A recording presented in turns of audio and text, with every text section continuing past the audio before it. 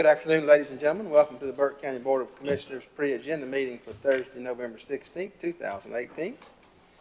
Welcome, and all of our commissioners are present today, along with county manager, attorney, financial officer, and the clerk. I'll ask you to silence your mobile devices if you have some of those this afternoon. And when you present, please come to the table up front and be sure the microphone is turned on so that everybody can hear you.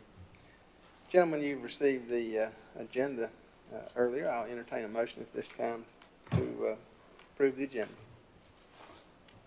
So moved, Mr. Chairman. Thank you, Wayne. All those in favor say aye. Opposed, no. All right, we'll have several presentations this afternoon. First one coming from Burke County Public Schools. This will be a presentation of financial data for the period ending September 30, 2018. And Keith, we'll hear you at this time. Good afternoon.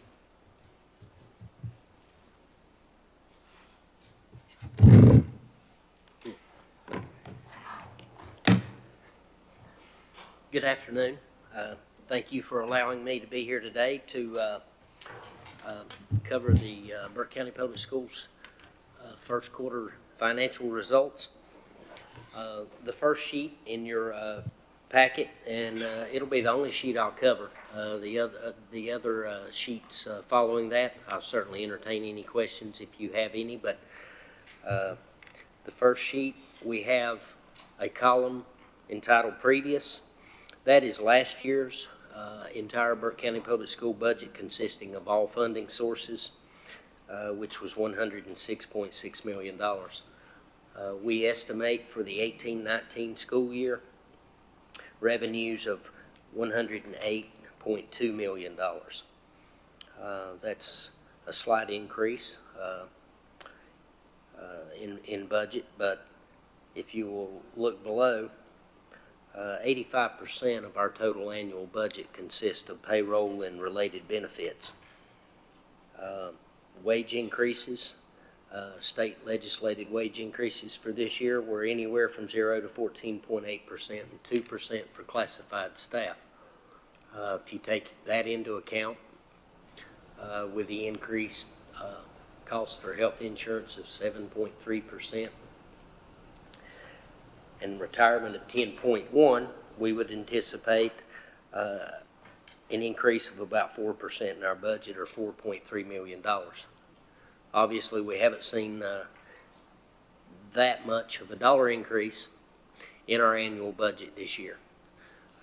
But of course, we do count on one thing, and we experienced this same issue last year. We continue to see it this year, and that is vacancy rates. As the economy has improved, and the nation as a whole, I guess, has reached full employment, we find it harder and harder to fill vacancies. Just a few years ago, we didn't have that issue. As of the end of the first quarter, we had 13 certified vacancies. And that would be teaching professionals, principals, and those licensed individuals, and 3 classified vacancies. As of today, we had 9 certified vacancies and 5 classified. So we saw a tick up in those classified vacancies, and that consists of non-teaching individuals, pretty much. We're facing one very big obstacle in Burke County Public Schools in competing with other state agencies in the county, and that is in this year's budget, the state increased for all agencies other than public schools a minimum wage.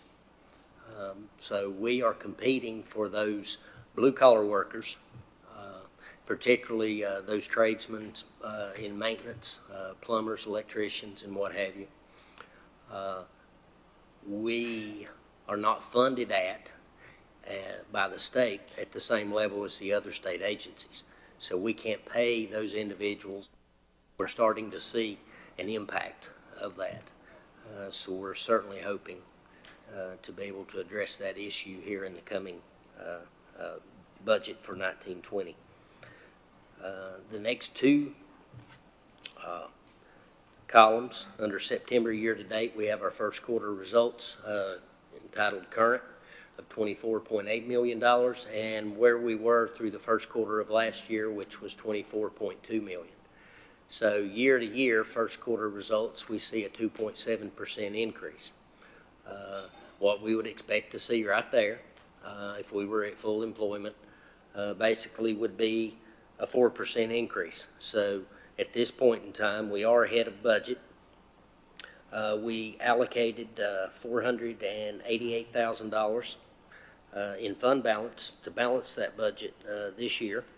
If we continue at this pace, we certainly don't anticipate using that.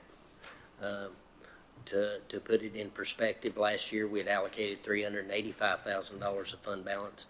Our vacancy rate throughout the year remained fairly high, not as high as it is averaging this year, and we used $98,000 in fund balance. So the results in a nutshell for Burke County Public Schools is through the first quarter, we're ahead of budget. If the employment situation continues to remain as is, we anticipate ending the year ahead of budget and hopefully using minimal, if any, fund balance. Okay, thank you, Keith. Any questions for Keith on these numbers or on any of the subsequent information? Mr. Chairman, I think I heard you have a question and what was you have? I think you said 1,435, is that correct? Excuse me? How many employees does Burke County School have? Oh, mercy. I'm afraid to answer that. I'm not exactly sure. We have around 2,000 total employees. Full-time equivalent employees, I think somewhere in the neighborhood of around 1,500. And you're still, as your report said, and as you also verbally said, you're down a few teachers for the year. You said 13, I believe you just said 11 classified vacancies. Are you looking forward to fulfilling those? You're going to try to go through the year where you are? Well, we do have those positions advertised as vacant. It's just, again, particularly in the classified category, with the blue-collar workers, we're competing with these other state agencies in Burke County, which can pay a much higher wage than we can in Burke County Public Schools. So it's making it very difficult to. So that part of your report is usually standard for this time of year. You'll have vacancies this time of the year. Well, not as many as we're experiencing right now.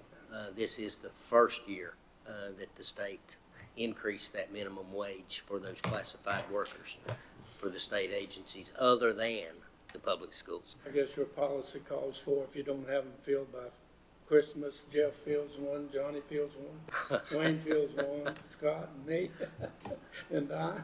We'll certainly take the help. It does make it much easier for me from a financial perspective to manage. Makes it far easier to manage a budget and balance a budget.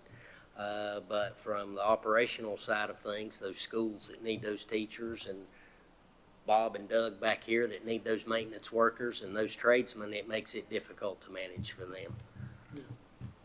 That's all I had. I just wanted to understand, make sure we were pretty much on target with the report.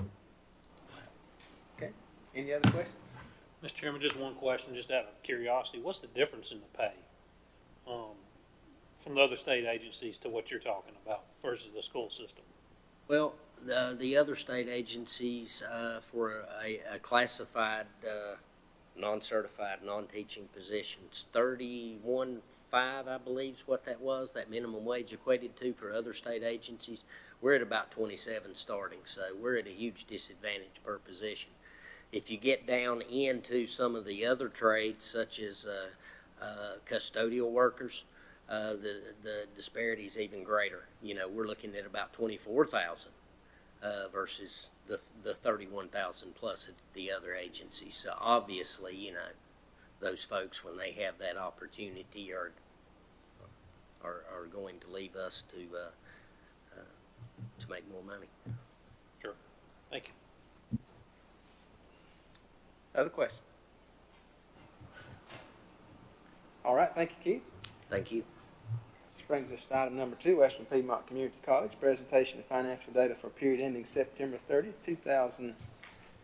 I think that should probably say 18. That's be presented by Sandy Holman this afternoon, Sandy. Good afternoon. Thank you for having me today. I think I'm on here. Is it real? Nope. Other one. There you we go. I'm on now.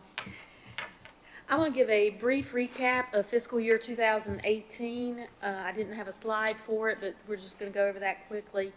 In our state funds, we spent $14,448,758 out of a total budget of $14,534,332, which is a little bit over 99% of our state budget. Those remaining funds were mainly categorical funds that had to be spent for a specific reason. So we did spend pretty much all of our state budget.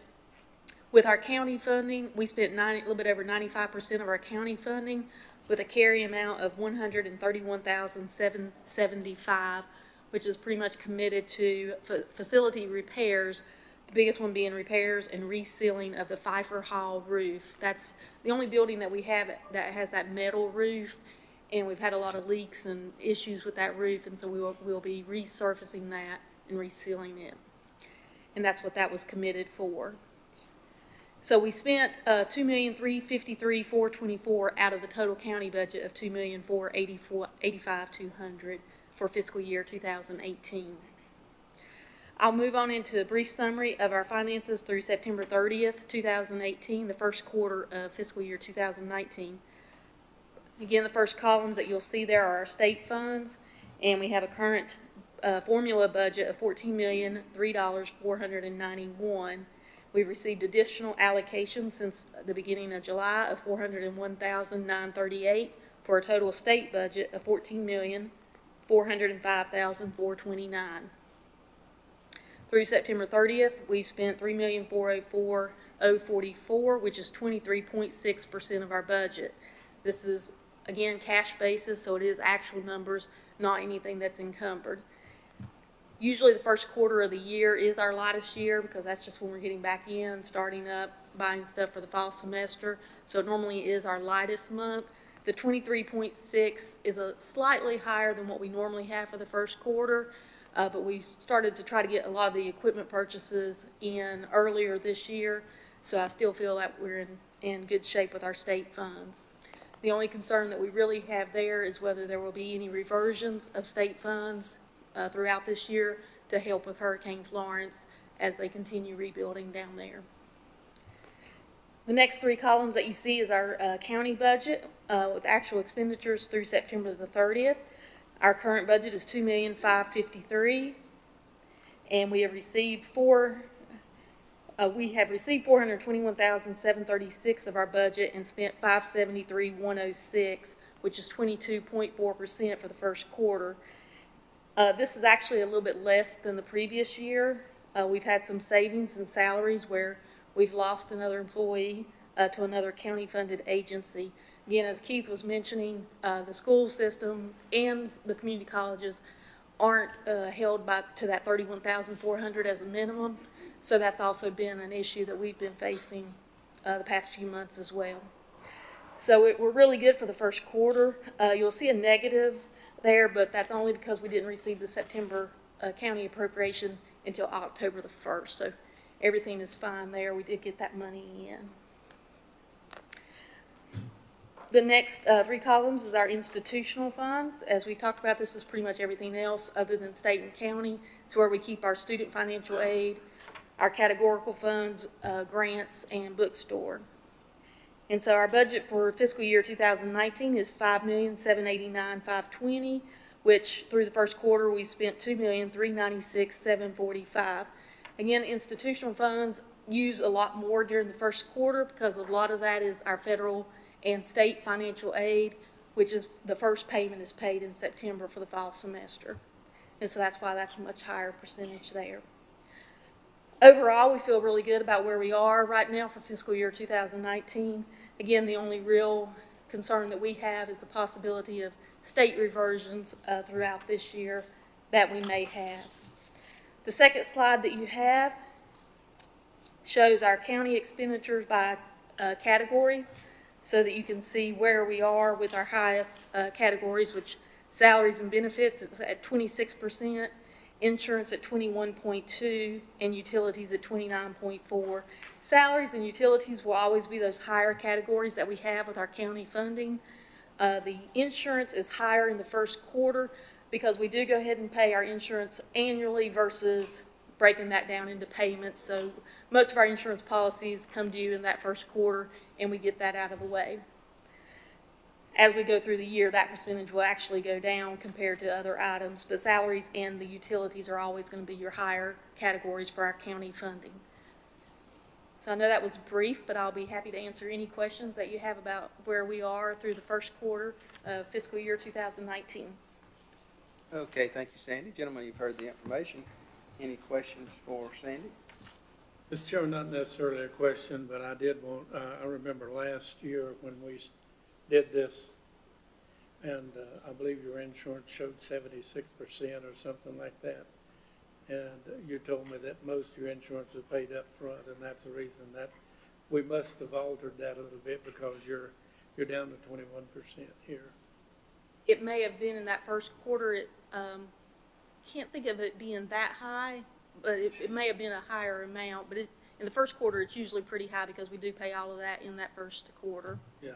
All but maybe one or two policies, but everything, the bigger policies come due in the first quarter. Okay.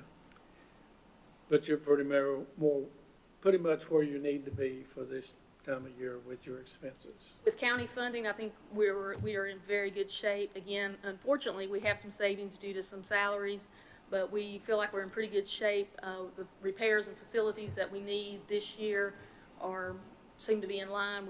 I don't see any surprises. Doesn't mean that something can't happen, especially with all the rain that we've had this summer, and even now going into the winter, it looks like it's going to be a rainy season. We've had a couple roofs with some leaks, but we still feel like we're in really good shape. Is your student count up a little bit? You said it was down a little bit the last time. You know, over the last several years, about 7 years, we've been experiencing a decline. For the fall semester, we have plateaued, so we feel really good about where we are there and hope to actually even turn that around. We had higher numbers with our high school students, our CCP program, and so we feel like we're have finally turned that corner there, along with the rest of the state as far as our FTE. My granddaughter's coming to your Yeah. high school. We're happy to have her. Other questions for Sandy? All right, hearing none. Thank you, Sandy. Appreciate you being here. Item number 3 on the presentation agenda is the update from Partners Behavioral Health Management as of June 30, 2018. That'll be presented by Tara Conrad this afternoon. Afternoon, Tara. Hi, thank you for allowing me to come and present our figures for 12 months ending June 30th of 18. This is quite loud. So on your first slide, I wanted to do a comparison between fiscal year 16, 17, and 18 to give you an idea of the number of individuals we've been serving here in Burke County, as well as the expenditures. So if you can see by the grid in the first column with Medicaid in fiscal year 16, we served 3,282 individuals. The number of individuals that were eligible for Medicaid in Burke at that time was 20,776, so we were hitting a little over 15% penetration rate. And our total expenditure in Medicaid dollars for that particular year was $26.6 million. In regards to state dollars, same year we served 1,307 and expended $3.6 million. If you look at fiscal year 17, we served 3,225 Medicaid, 1,186 in state dollars. Your number of eligibles in Burke was 19,502. Our penetration rate was 16.5%, and our expenditures in Medicaid was $28.1 million, and in state dollars it was 3.3. Now, in regards to the penetration rate, that may seem low, but not everyone that receives Medicaid needs behavioral health services. So we're out there doing a lot of education and engaging with those that need treatment. So if you look at fiscal year 18, we served 3,301 Medicaid recipients, 1,461 in state dollars. Your Medicaid eligibles was 19,267. We're hitting a 17.1% penetration rate, and we expended $30.1 million in Medicaid dollars and 3.7 in state dollars. Any questions with that slide? Okay, the next refers to cost of persons served by disability, and again, this is 12 months ending June 30th. The under intellectual developmental disabilities, you can see this particular category is our highest cost. We spent $17.7 million in Medicaid dollars, $790,300 in state dollars. Next is the mental health category, disability. We spent $10.2 million, and with state dollars, $1.8 million. And in substance use, again, this is a very unique population. A lot of those may not qualify for Medicaid, and our state dollar pot of funding is limited more than Medicaid is non-limited. So substance use, we spent $1.2 million, and in state dollars, $1.1 million on treating substance use disorders in 17-18. Any questions with that slide? Okay. The next one are the number of individuals served by disability. Under intellectual developmental disability, with children, we serve 78, adults 274. Now again, this population is our population that requires more expenditure than the other disabilities, and that is because individuals with developmental disabilities, those are lifelong needs of the consumer. So you expect that cost to be a little more, and they require different types of services. If you look under mental health, we serve 1,333 children with a mental health disorder and 2,429 adults with a mental health disorder. And under substance use, we serve 70 children with that disorder and 1,066 adults with that disorder. Now again, a caveat with substance use is sometimes individuals come in and they're dually diagnosed. And a clinician may pick up on mental health disorder prior to realizing they have a substance use disorder. A lot of substance use disorders depend on records as well as the individual disclosing information. So they may come in presenting with a different issue, and the underlying concern is the substance use, and that may not be picked up as primary or principal rather. Any questions with that? One quick question. Is any of this under duplication, Tara? Like if you're serving anybody under disability, you would also serve them under, what was your other category? We just Principal or primary?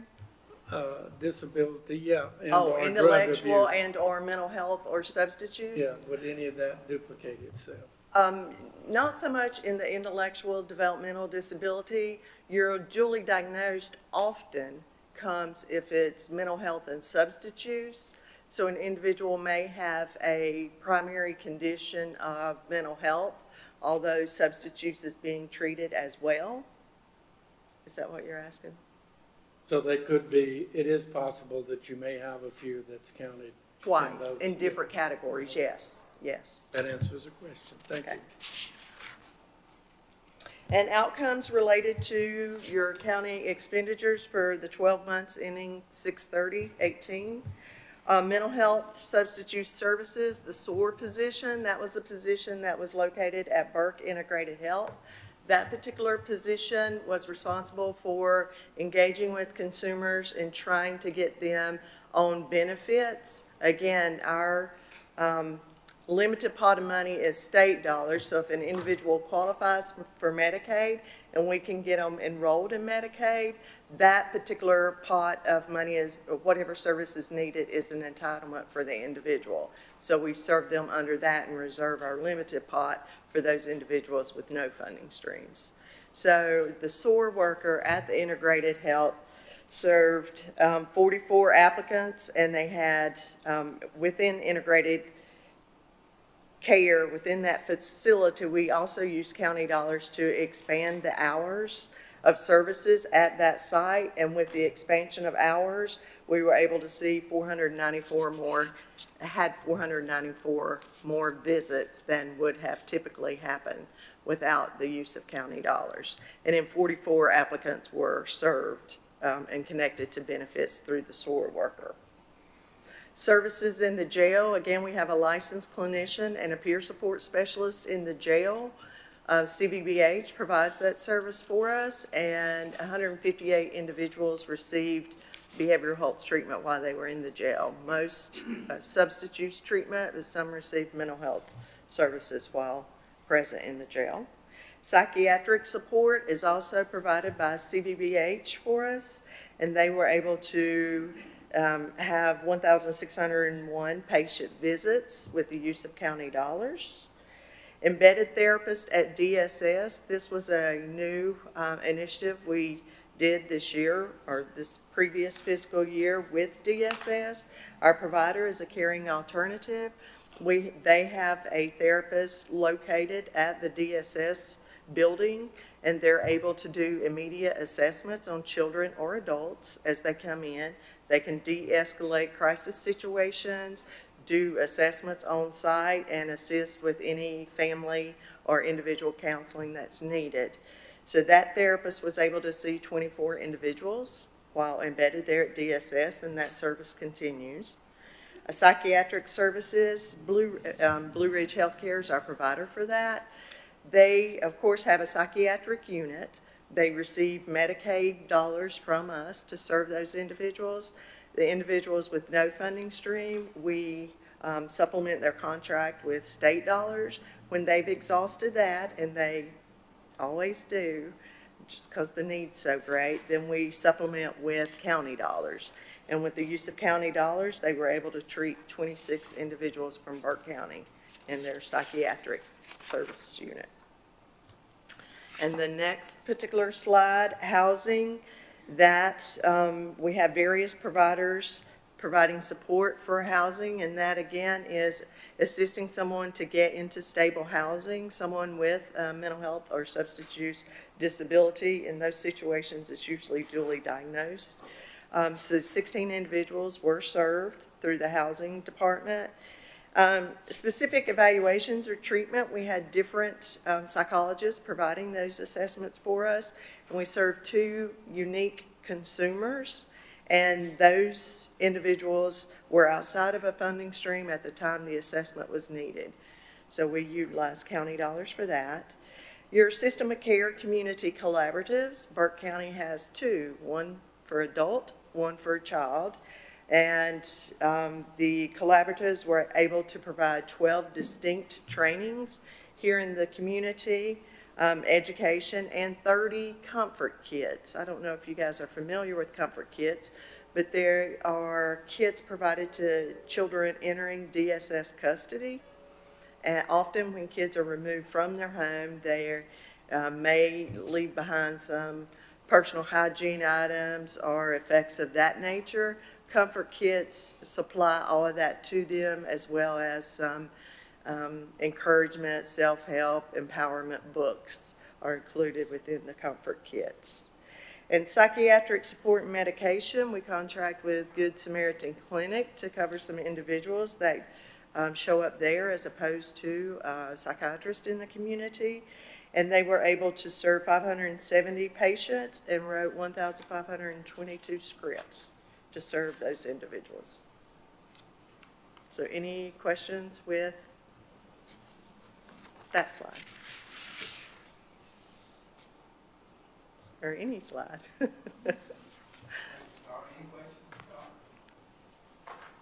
Go back to the Medicaid going back to the Medicaid versus state funding, Yes.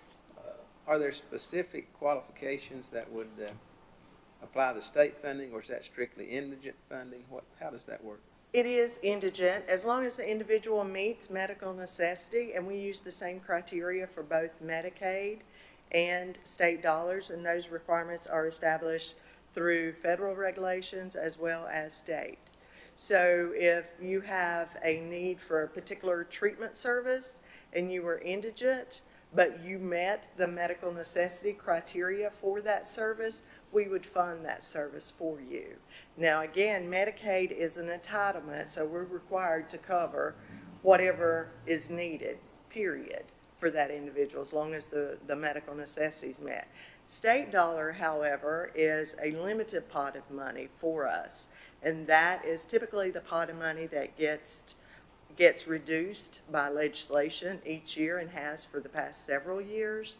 So that pot of money, we're limited, and once we allocate all of that out to a provider and they expend those dollars, then we can't serve anyone under state dollars. We've been fortunate in that we've been able to cover treatment services, and we haven't expended all of our funding, but that's how it works. So Medicaid's an entitlement, where state dollars are not, but you have to meet medical criteria to receive either one. All right, thank you. Other questions, comments for Tara? All right, thank you, Tara. Thank you. This brings us to item number 4 on our agenda, scheduled public hearings. First one comes from BDI, conveyance of property for speculative building at Burke Business Park, and public hearing. This will be presented by Alan Wood this afternoon. Afternoon, Alan.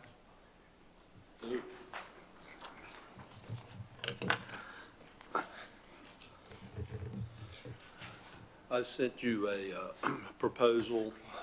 We have a contractor, developer, who is interested in building a spec building on Lot G of the business park.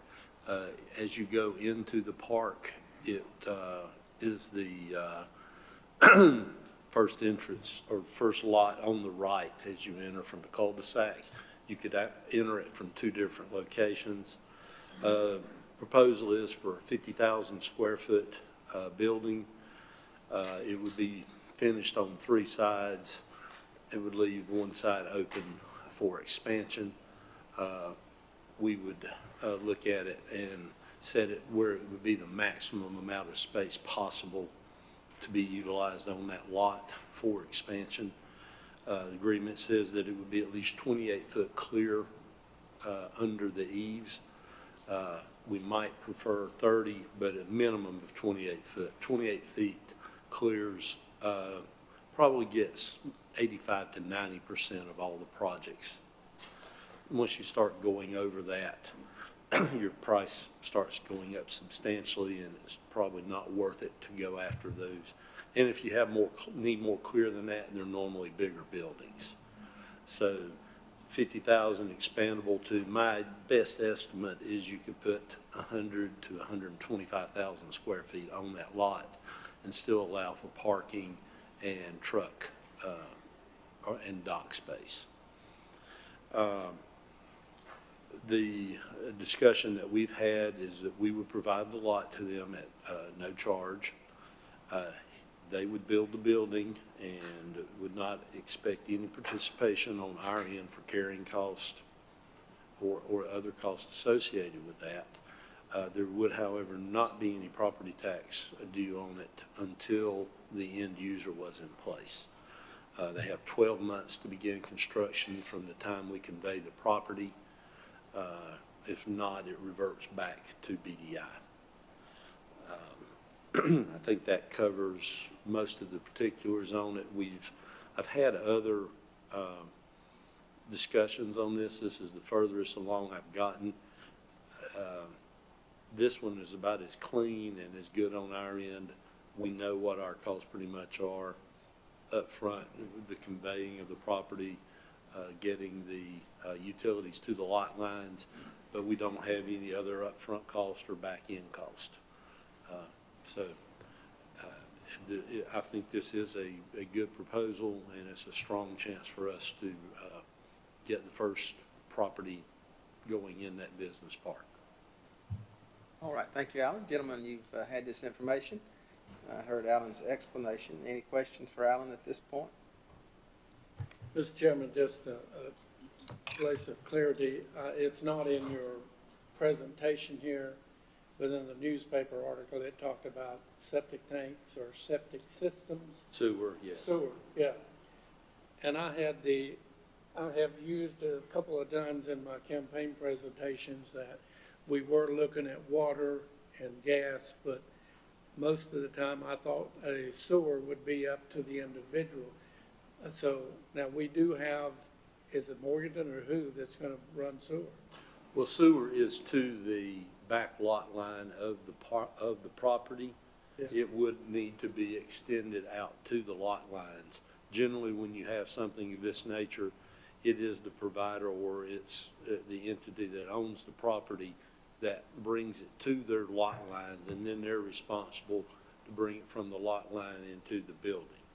I have and am continuing to have conversations to find partners, grant money that would assist us with the extension of the utilities to this, and I think that we have a really good chance of doing that without any additional funding coming due from That's any of the some local of the governments. best news I've heard, because what's held us up a lot has been the water and the gas and the sewer, and here we have, you know, we have the opportunity. We know what we can do with the water now. We have a plan for that, and so that's a big plus for that property. I appreciate that information.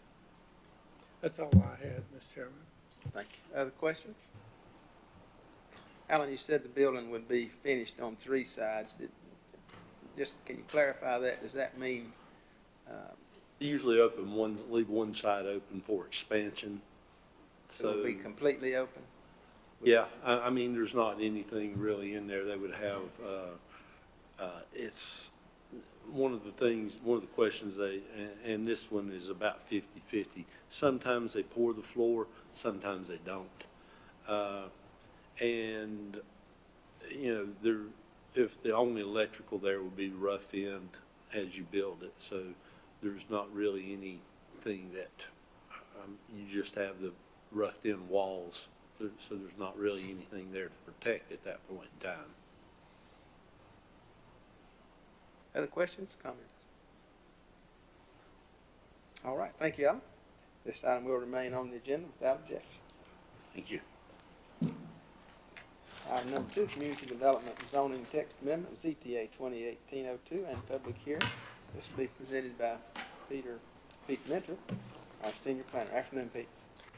Afternoon, Mr. Chairman, hello board and distinguished members.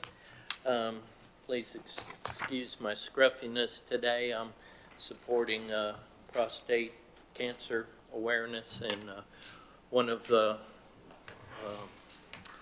friends in our upstairs department, Tax, husband has prostate cancer, and I'm trying to support that cause by not shaving for the month of November. So, please.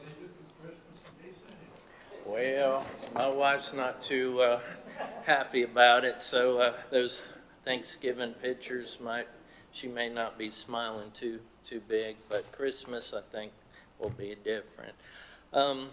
Today I'd like to present a zoning text amendment.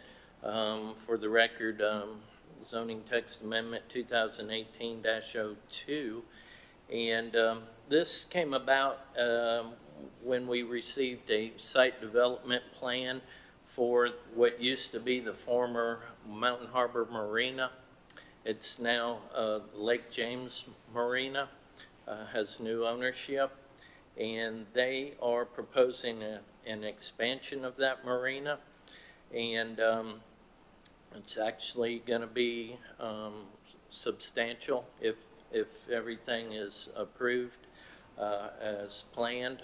They got 68 current boat slips in there. They're proposing another 152 boat slips and 20 jet ski slips as well. So as we began to review the site development plan with the zoning ordinance, we noticed that we didn't have a whole lot of standards to go by. And so that got us to think of coming up with some. And so in order to do that and to be fair and flexible, we met with the owner of the marina. We met with Duke Energy, who also does permitting of docks on Lake James, to get some input. And we reached out to a local dock builder as well to try to come up with some design standards that would be fair and equitable to all. And so in doing that, we've come up with the proposed zoning text amendment, and in that amendment, there's actually 3 requests, and one was added by the planning board after they met to discuss this amendment, and they voted 5-0, by the way, to recommend approval of the 3 amendments. So I'll be as brief as possible here, and then if y'all need further explanation, I can certainly go into that. The first request was to amend section 402. That's our definitions section of zoning ordinance. We found that the definition section of marina and there was also a definition in section 1210, which lays out the standards for marinas. Those 2 definitions were not the same. They somewhat contradicted each other. And so we felt that the definition within section 1202 was a better definition. So with that, we're proposing to strike the current definition that's in section 402 and move the definition from section 1210 to replace that definition. And that you'll see as request number 1. Request number 2 involved the standards for marinas. And so with that, we wanted to also include the Catawba River between Lake James and the mouth of Lake Roadhis. Not that there may ever be a marina placed along that stretch of the Catawba River, but that could be a possibility, and we didn't want to be left without something to regulate that. So we just included that in that first paragraph of section 1210. And as you see, we're striking out the current definition there, have moved it to section 402 as the proposed marina definition. And then further down under item 2, we're adding Catawba River into that, along with Lake James, Lake Hickory, and Lake Roadhis. Items 3 and 4 are new and proposed to be added into that section as well. Those pertain to certain standards that we feel are important. One, that they comply with North Carolina State Building Code, and also the ICC-A 117.1-2017 as amended. That's actually the accessibility code, so that standards will be incorporated into these marina dock designs that take into account accessibility.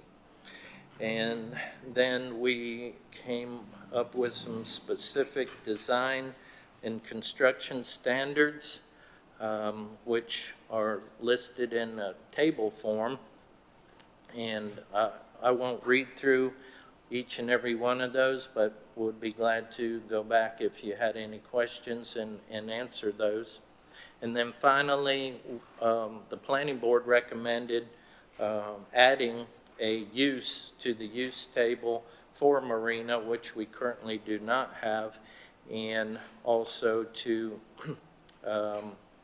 identify the zoning districts in which the marina use would be allowed, and also to stipulate how those marina uses would be allowed, either by conditional use, which is identified by a C, or a use by right, which is identified by the X. If it doesn't have anything there, it would not be allowed in that zoning district. So we have the R3, PRMU, CDL, CDE, RMU, GB, GBCD, PRMU, CD, and CDL, CD, CDE, CD.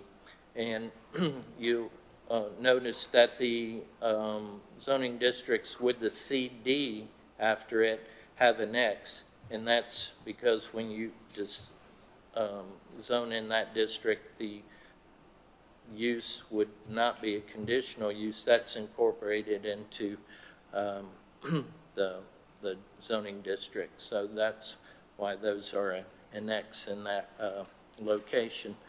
And again, the planning board met and heard this case and decided unanimously to recommend approval 5-0 for this text amendment.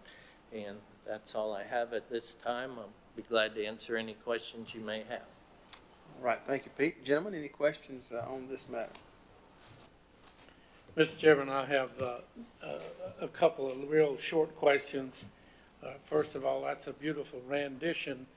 And Pete, my biggest question is, if we change the definition of the marinas, and any current marina out there, will they have to be updated to this? Will it put them out of business?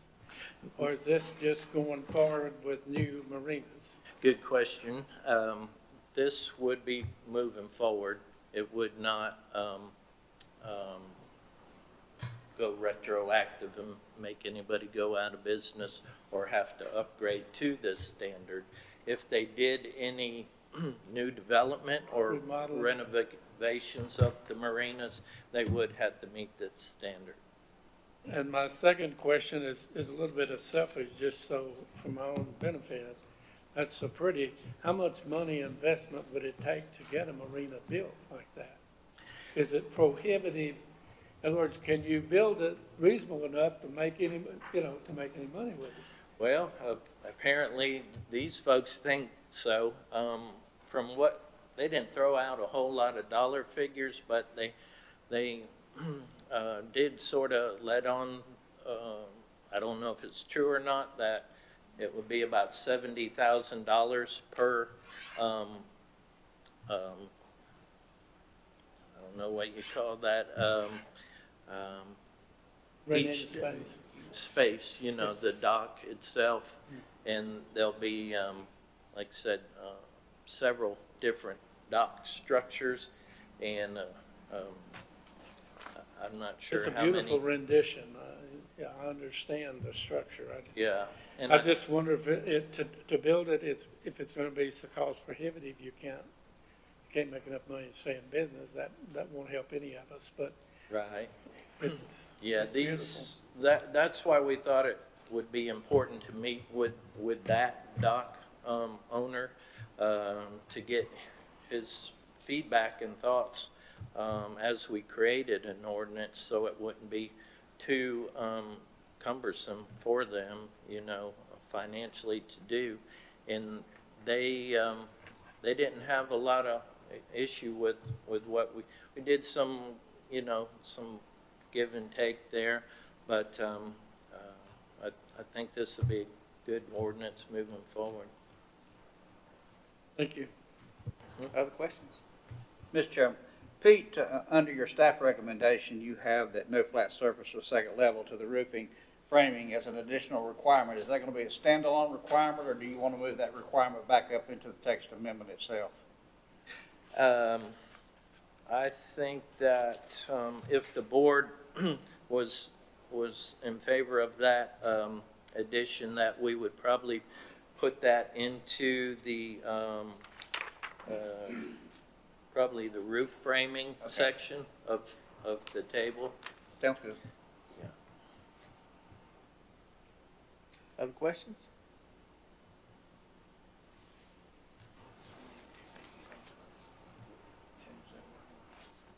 Do you need anything from us at this point to do what Commissioner Carswell just suggested, or? No, I think I can go ahead and move that into the roof framing, and then that will be what you look at on the public hearing.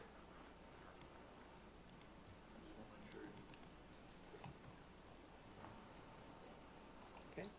Any other questions? Gentlemen, I think Pete and I have already taken care of that. I'm checking. Yeah, remember us talking about it, but.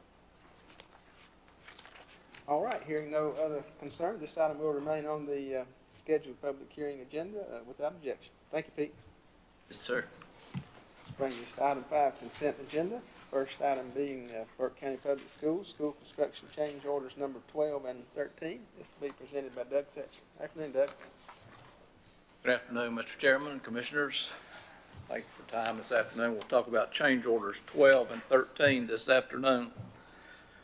Change order number 12, you see there are some addition of canopies to our building, the new Mountain View Elementary School. Options 1 and 3 there will cover the entire front of our school, all the way down to the public use auditorium, all the way back up to the end of the building on Bouchelle Street. And option 2 is in the rear of the building. It covers a public entrance in the back, ties on to our existing canopies that we have for our students who go out to the bus parking lot each day.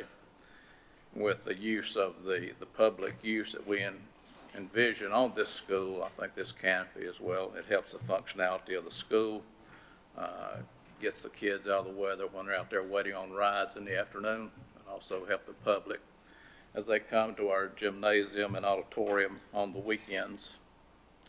The total of those three are $358,757, and they will match the canopies that we have existing that we put up there already. The second section there is talking about its addition of 10 card readers on the exterior doors. That way it would enable us to know who's coming into the building and allow us to limit that of who we have in. And of course, then we would know who had entered the building at that time with those card readers, and that's a safety thing that we've added some card readers to other schools that we've got for safety, just to be sure who comes in and out of our schools, trying to secure our entrances. And then the third part, you see, that was $41,887. The third one that you see there for $17,839. When we got into the school and got kids in there, we decided we needed to move the daycare exchange rooms with an art room there. That gets our daycare students down next to the gymnasium and the cafeteria that they use each afternoon.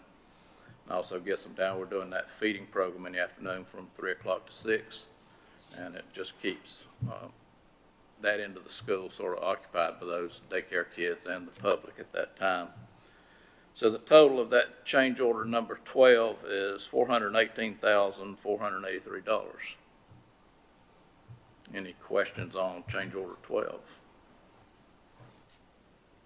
Questions on this item? Okay, carry on, Doug. Change order 13. There's several items in this, things that we've gone through as we got into the building. The first one you see there, the glazing of 10 doors or 5 sets for $13,929. That enables the glass in those doors to go to a 90-minute fire rating, and also it's laminated glass to prevent any kind of entrance into those rooms or that section of classrooms. So that's a safety issue there.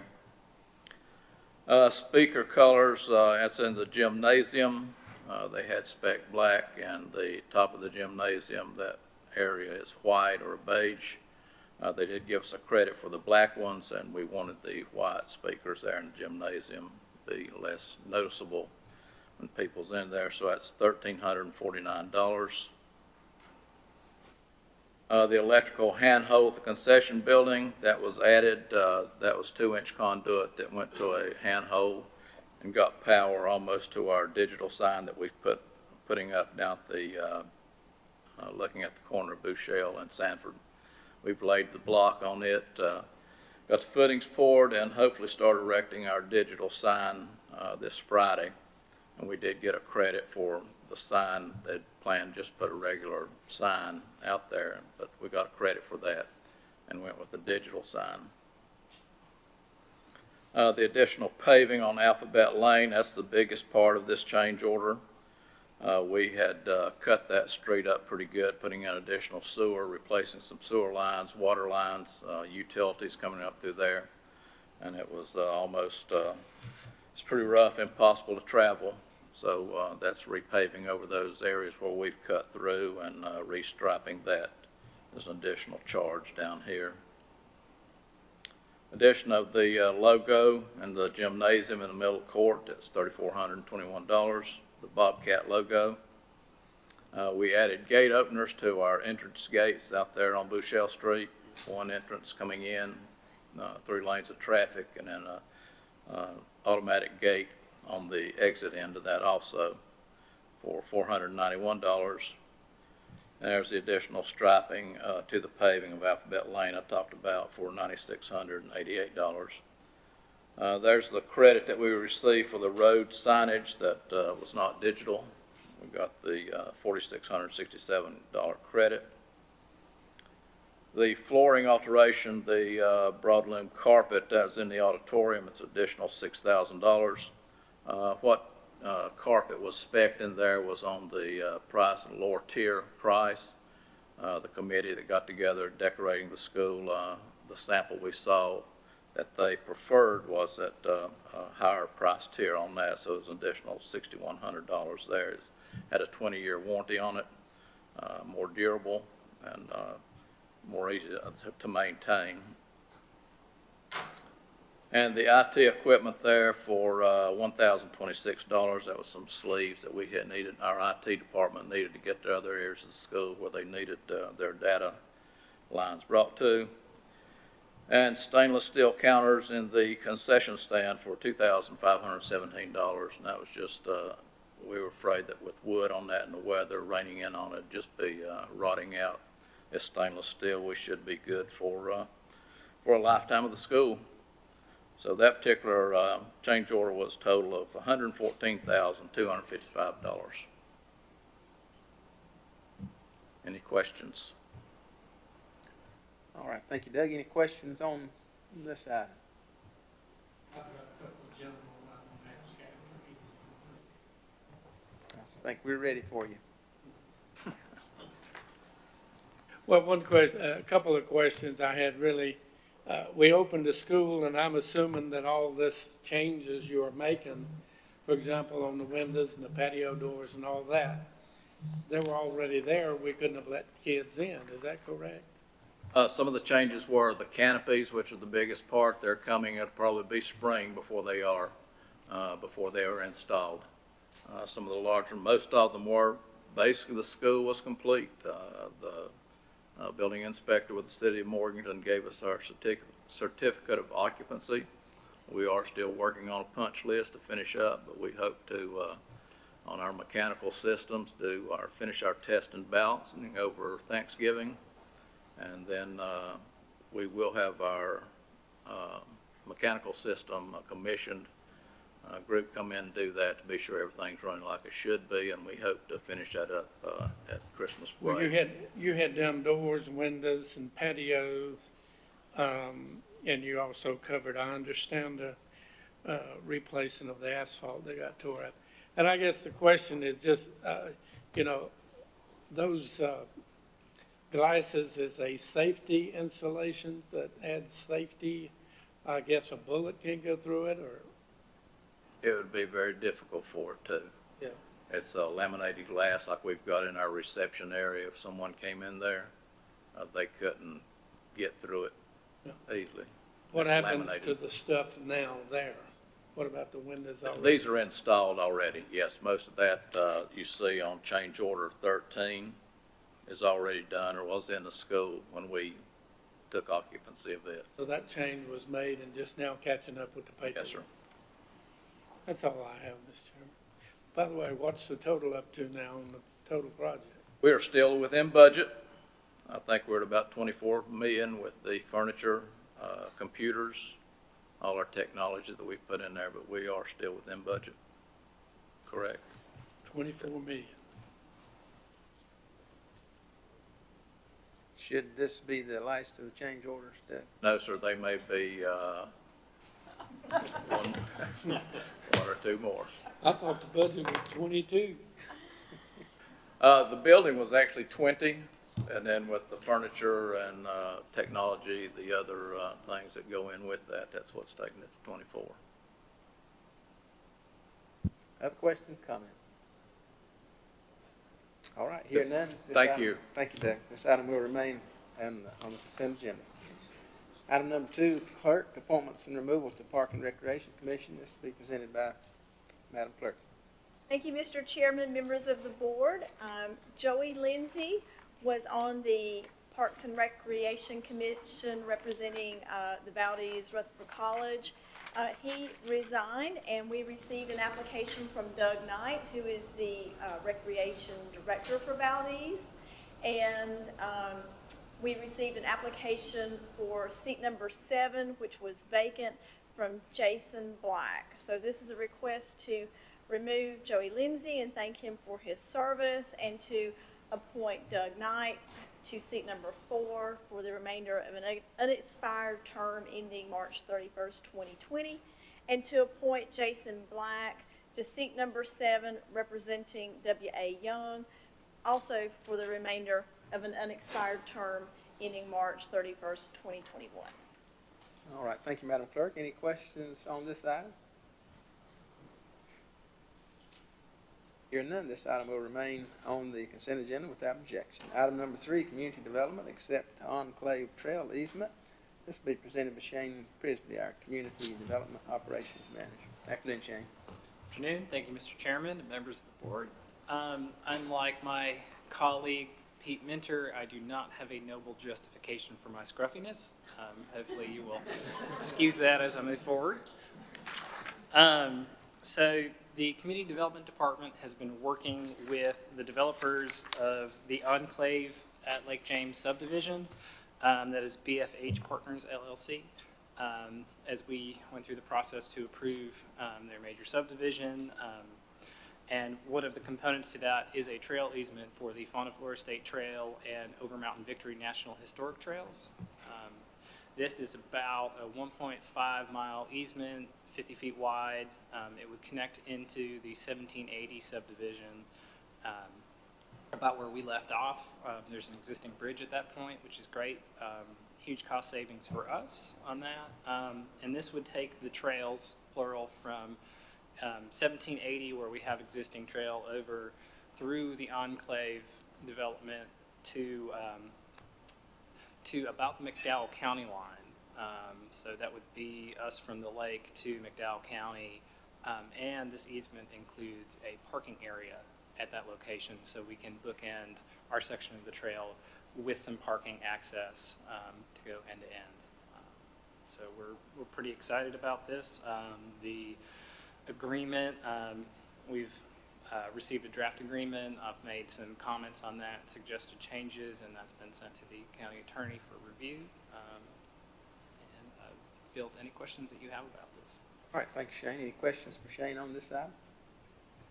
Mr. Chairman, latitude to kind of sidebar. Yeah.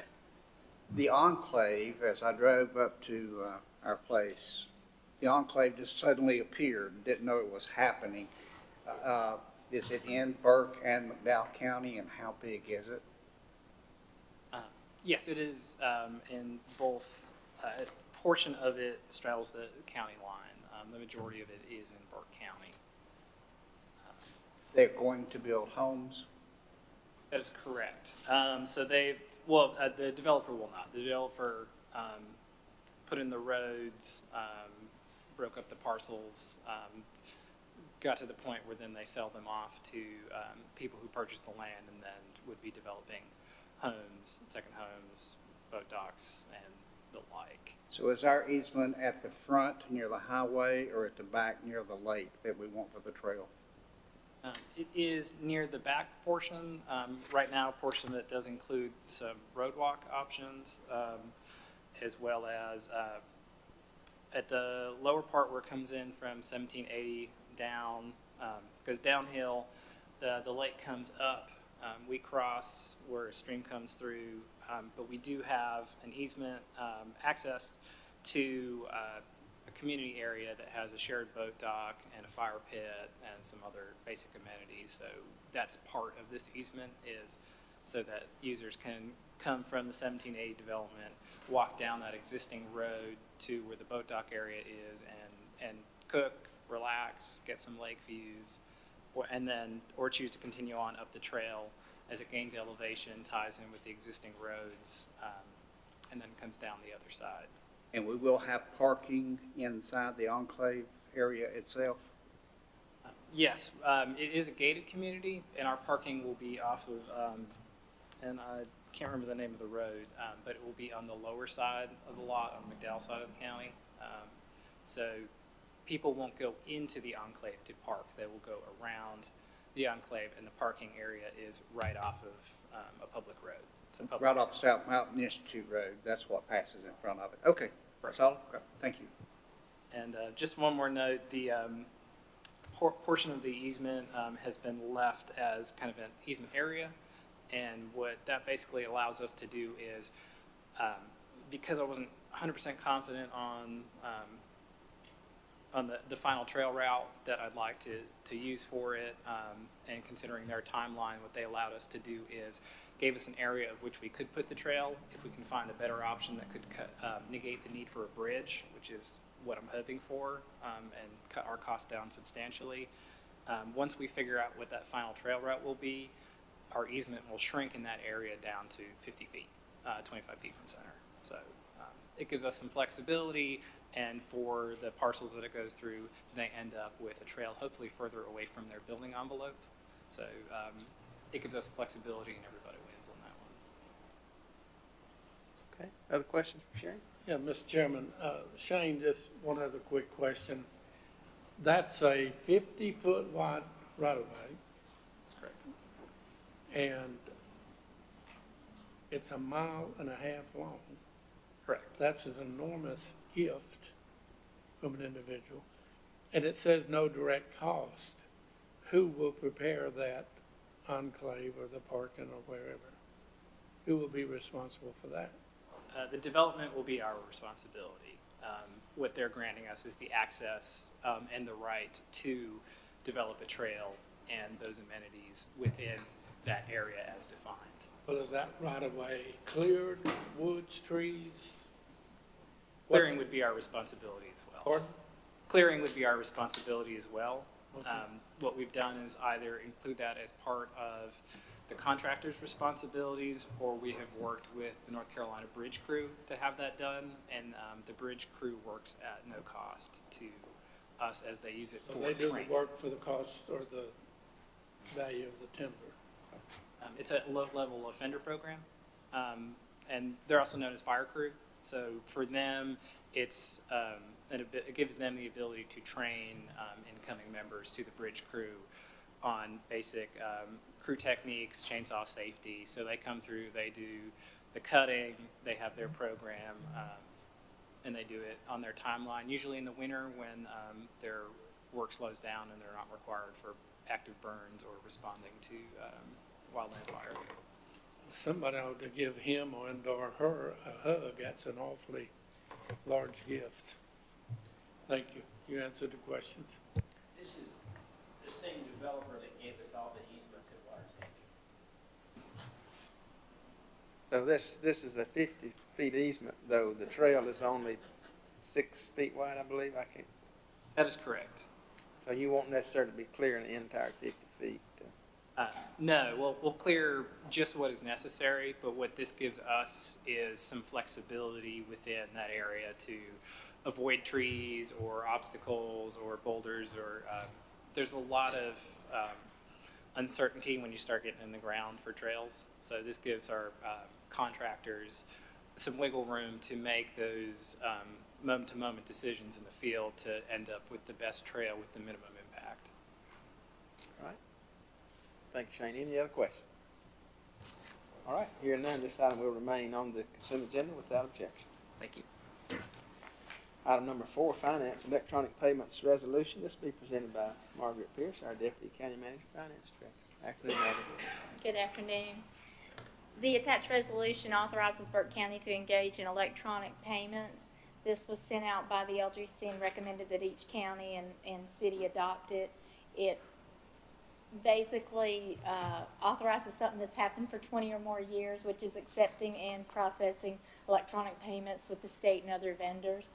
They just came out recently with this resolution and felt that it was important that we all adopt it to make sure we're clearly legal on accepting those payments from the state. Thank you, Margaret. Any questions for Margaret on this item? All right, hearing none, this item will remain on the agenda without objection. Item number 5, Senior Services, the East Burke Senior Center Advisory Council bylaws. This will be presented this afternoon by our clerk, Kay Drone. Madam Clerk. Thank you, Mr. Chairman, members of the board. The East Burke Senior Center bylaws were recently updated and are submitted to you in accordance with our Code of Ordinance. There were very minor changes to their bylaws, mostly housekeeping items, and I think they designated where they will hold their meetings, but it's very routine in nature. All right, thank you, Madam Clerk. Any questions on this matter? Hearing none, this item will remain on the consent agenda without objection. Item number 6 and 7, Tax Departments, comes from Tax Collection Report and Release Refund Report from our Tax Administrator, Danny Eisenhower. Afternoon, Danny. Good afternoon, Commissioners. Tax collection report, I'll just go over the percents collected. Late list penalty, we're at 32.61%. Delinquent taxes, we're at 38.29%. And current year taxes for property tax and vehicle tax is 65.3%. Questions on this item? All right. Mr. Chairman, I just appreciate and thank Danny that anybody over 75 doesn't have to pay any taxes anymore. Oh, Is that right, Danny? Over 65, Oh, if you thank- meet the income requirements.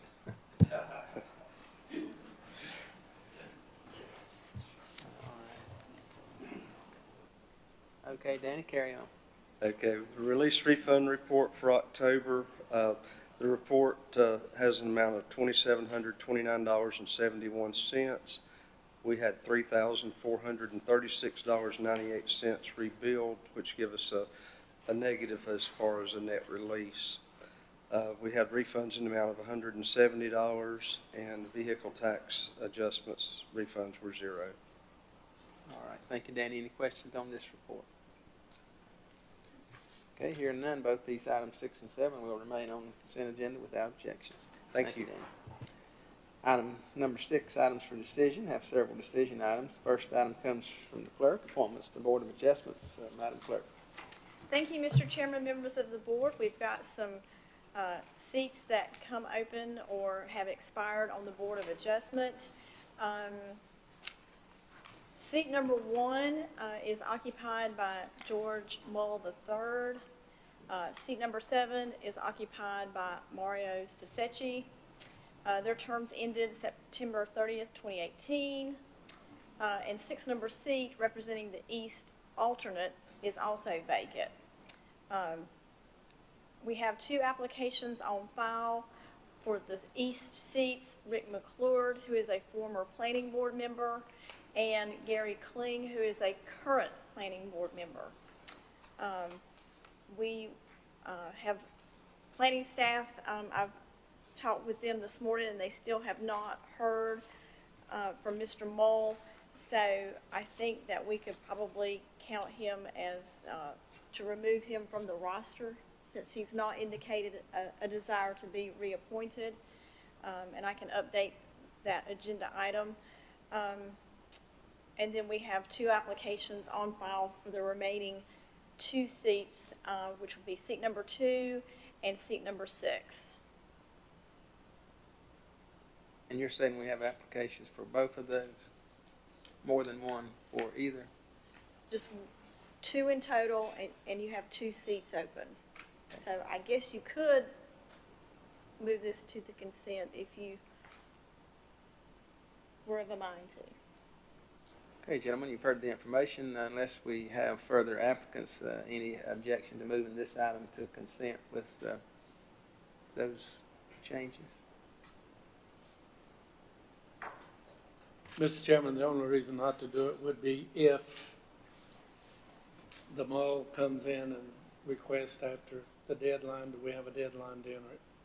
No, but if you did get an application from Mr. Mull or any new applications, I would certainly let you know that and move it Yes. back to decision items, or let you know to move it back at the regular meeting. Fair resolution.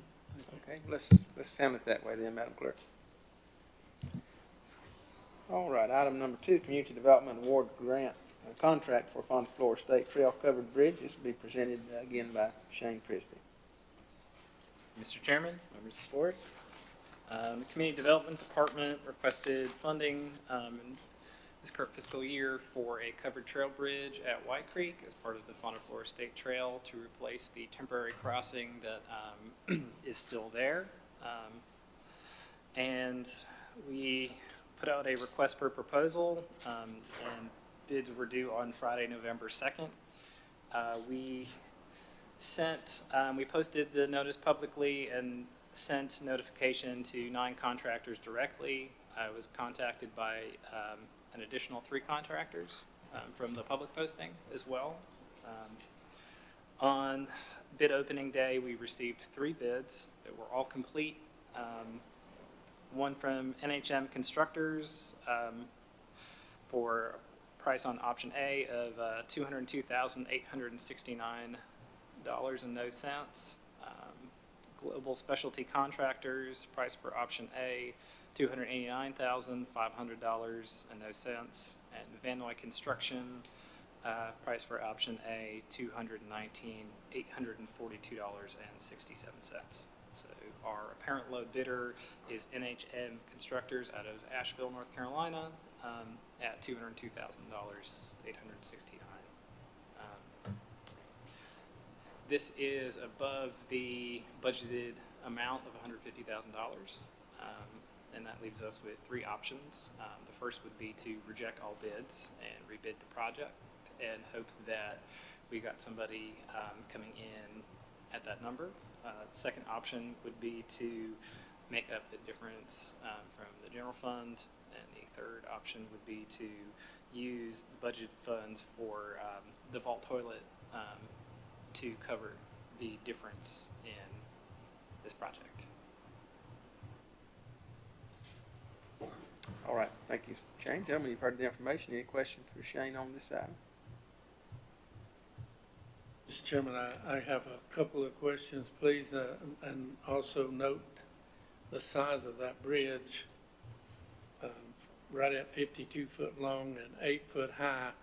Now, I was doing some speed reading on this, and I may have overread it, but how off the ground is that bridge? It is above the ordinary high water mark for that portion of White Creek. Off the top of my head, I do not know the span from the water to the. Give me an estimate, 30, 40, it looks deep, I don't know. It would be probably about 6 or 8 feet. How much? 6 or 8 feet. 6 or 8. Well, I thought it was high because of the need to cover it. Why are we covering a bridge on a trail walk? This particular bridge is very close to one of our main parking areas, which is Linville Access, and it's The idea for this bridge is more than just a mode of transportation, but to make it a showpiece and an amenity for the trail as a whole. And covered bridges are a big, big draw for many folks. They're very popular in the Northeast with the historic ones, and a lot of people have developed, either maintained existing ones or have built new ones, and they are just as popular. So the thought was that this bridge, being so readily accessible off of one of our main parking areas, it serves both a need for trail transportation to get across the creek, which we don't really have right now, and also is going to be something that people will drive to come visit and come see and walk across. Okay. I also had the question of if you're gonna put that much weight on it, put a covered bridge on it, it looks like we're using poles to drive down in the ground to construct it.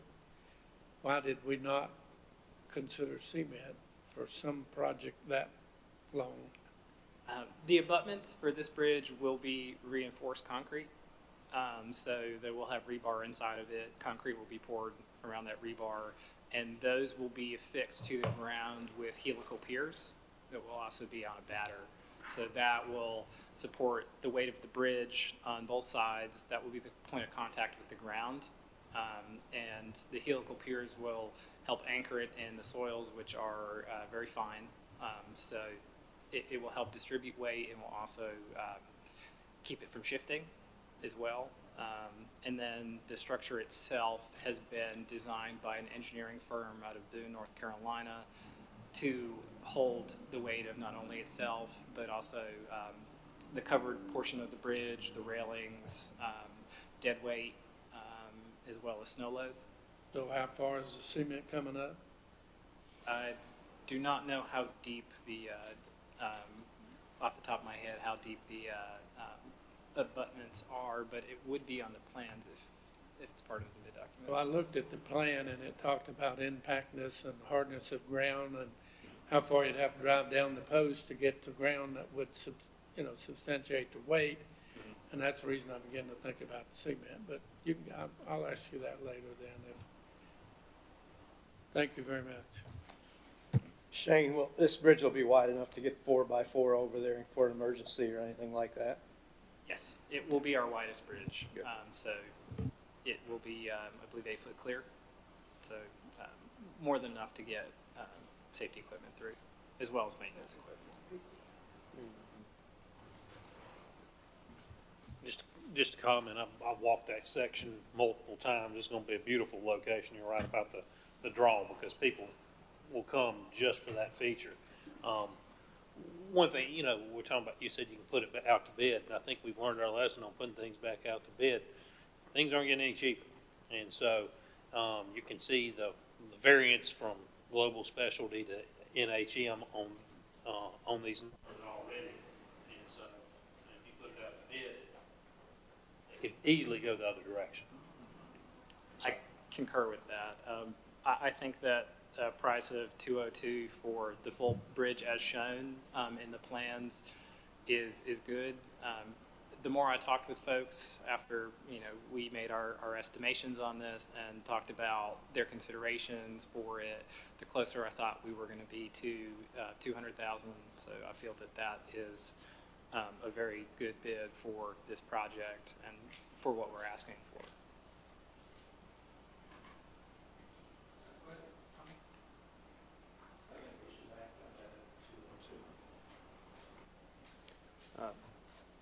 I don't necessarily disagree, but I would disagree with not moving forward with the vaulted toilet, because I think that's a facility that's needed out there as much or more than a covered bridge. It's just my opinion. But I think the covered bridge is going to add so much to the park that I'd be willing to put my money where the covered bridge is. Haven't walked out there many a time like Scott. Say you was making up the difference. No, but I think it's going to be a wow a wow item out there. I don't disagree with you. I would prefer to allocate fund balance rather than to trash can the toilet that I think most people are looking for when they get out there. Any other questions? Mr. Madam Chairman. Clerk, you act like you want to. So do we need to add something to the motion? Well, I think the motion, as I heard it, I was just looking,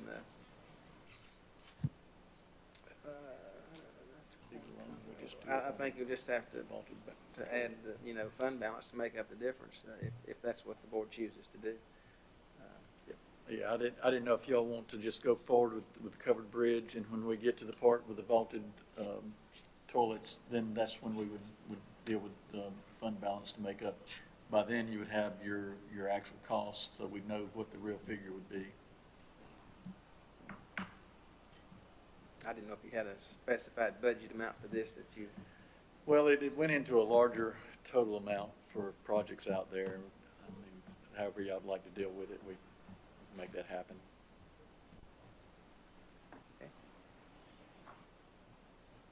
leave it as is? I think we can do that. Like I said, when they bid out the vaulted toilets and the picnic area, I think was included, we can, true up things at that point in time and be done with it. All right, any other questions, comments?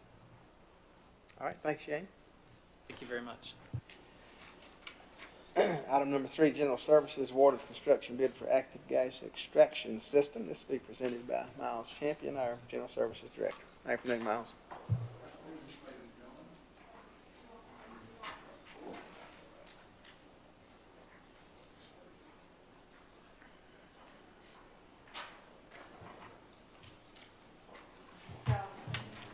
They're all the same, yes.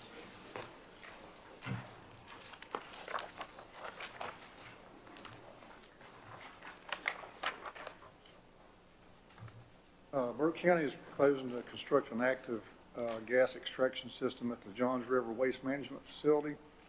The new requirements that were issued in 2017 by DEQ requires conversion of the current passive gas ventilation system to an active ventilation system.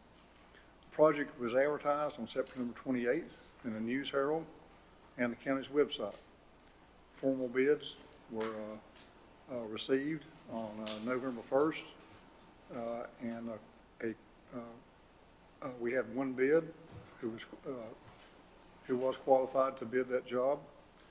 The bid tabulation is with the information that you have there, along with just a few of the excerpts from the bid. SCS Field Services Incorporated out of Reston, Virginia was the successful low bidder and only bidder at base bid of $223,296,000. We have also an add option of $7,184 for an emergency shutoff valve. Staff recommends that we contract with SCS Field Services Incorporated for a total of $230,480. This is within our budget. All right, thank you, Miles. Any questions? Looks like we just found the bridge money. Mr. Chairman, I just have one, and I bring it from two concerns. When we had the North Carolina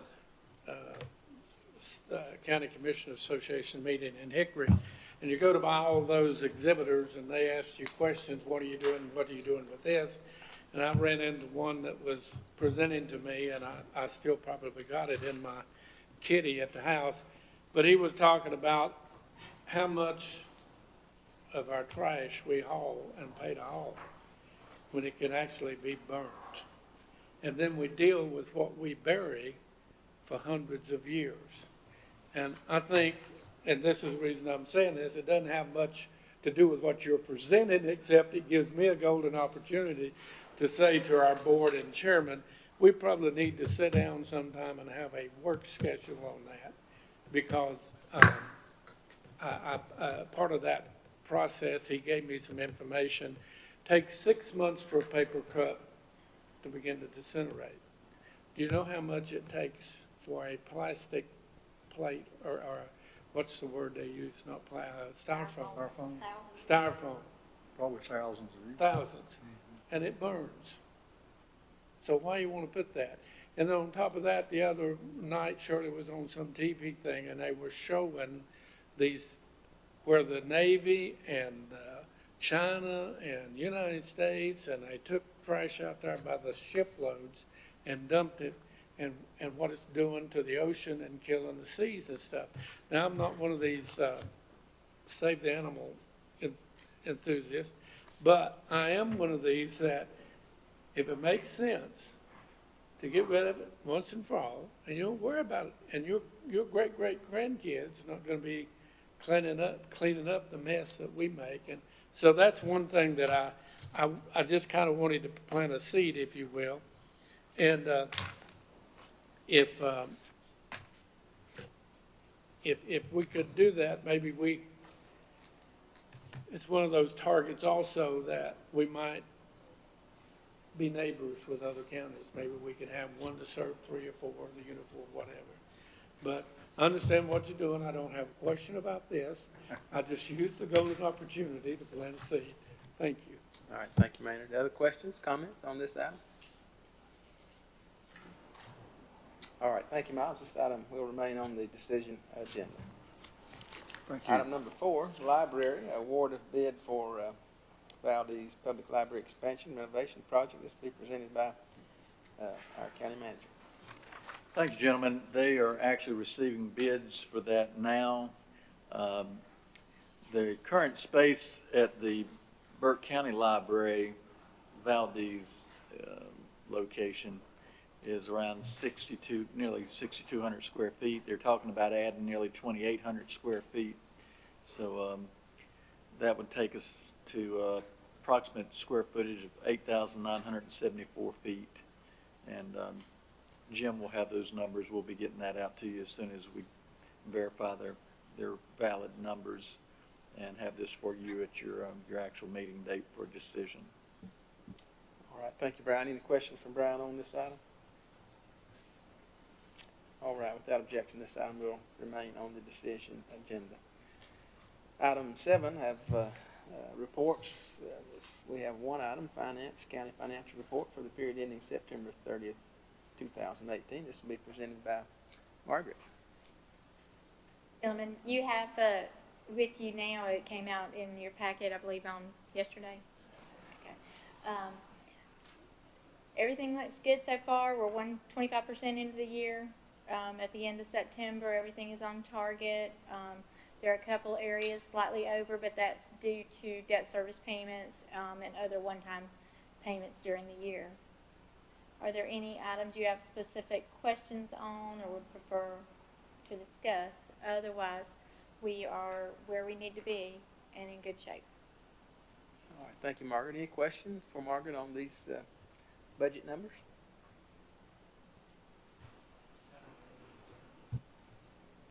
All right, hearing none, this item will remain as a item of report. Item 8, other discussion items, courtesy reminders. Reports for the agenda packet are needed by November 9th, that is this Friday. So if you've got things that you want Madam Clerk to put in our agenda in electronic format, please provide those to her by Friday. County offices will be closed Monday, November 12th in observance of Veterans Day. And I would like to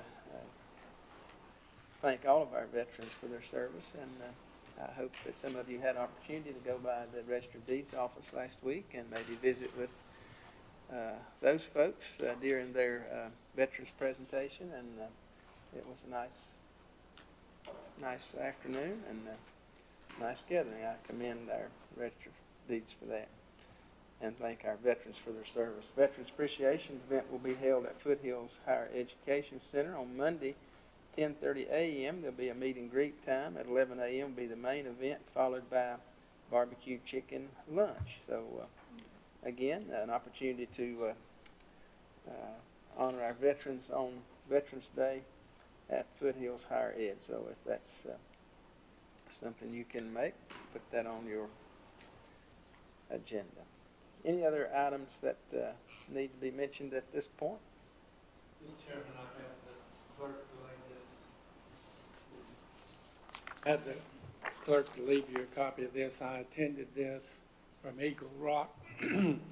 One of the best compliments that they made out there during that whole presentation is that they have looked at several counties and have found the ideal location in the Grand Old County of Burke, and was very complimentary.